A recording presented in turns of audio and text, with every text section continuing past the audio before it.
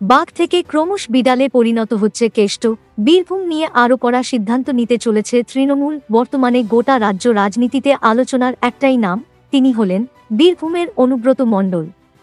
যেভাবে তার viral audio clip নিয়ে রাজ্য রাজনীতি তোলপাড় হয়েছে, তাতে তার বিরুদ্ধে কবে পদক্ষেপ হবে, কবে তাকে গ্রেপ্তার করবে পুলিশ, সেই প্রশ্ন তুলছে বিরোধী থেকে শুরু করে রাজ্যের সাধারণ মানুষ। ইতিমধ্যেই পুলিশের মুখোমুখি হয়েছিলেন অনুব্রত মণ্ডল।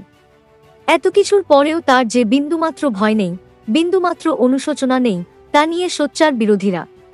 অনেকে আবার প্রশ্ন তুলছেন যে শুধুমাত্র অনুব্রত মণ্ডলের কাছ থেকে ক্ষমা চেয়েই কেন চুপ করে গেল তৃণমূল? কেন তাকে ঘাড় ধাক্কা দিয়ে দল থেকে বের করে দেওয়ার মতো সাহস দেখাতে পারছেন না মমতা বন্দ্যোপাধ্যায়? আর এই পরিস্থিতিতে অনুব্রত মণ্ডল যে বীরভূমের কোর কমিটিতে রয়েছেন, সেই গোটা কোর কমিটিকে কলকাতায় ডেকে পাঠালেন তৃণমূলের রাজ্য সভাপতি সুব্রত বক্সি। স্বাভাবিকভাবেই এমনিতেই অডিও ক্লিপ কাণ্ডে অস্বস্তিতে রয়েছেন অনুব্রত মণ্ডল।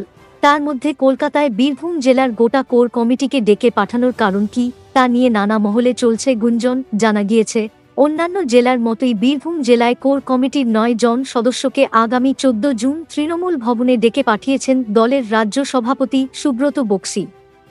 কিন্তু হঠাৎ করে এই ডাক কেন?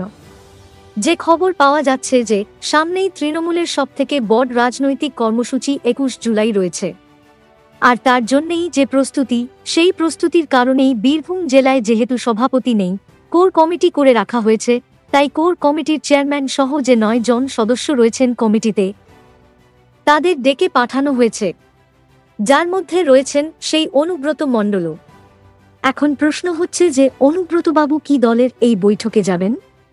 কারণ তাকে ঘিরে যে বিতর্ক তৈরি হয়েছে, তাতে তিনি বৈঠকে গেলে যে তাকে দলের বকুনি শুনতে হবে না, এই আশঙ্কা কিন্তু উড়িয়ে দেওয়া যাচ্ছে না।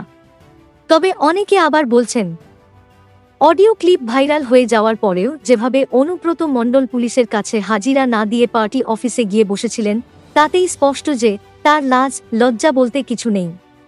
তাই দলের এই বৈঠকেও তিনি যাবেন। আর তৃণমূলে শুধু অনুব্রত মণ্ডল নয়, সকলের এই একই ধরনের কালচার এবং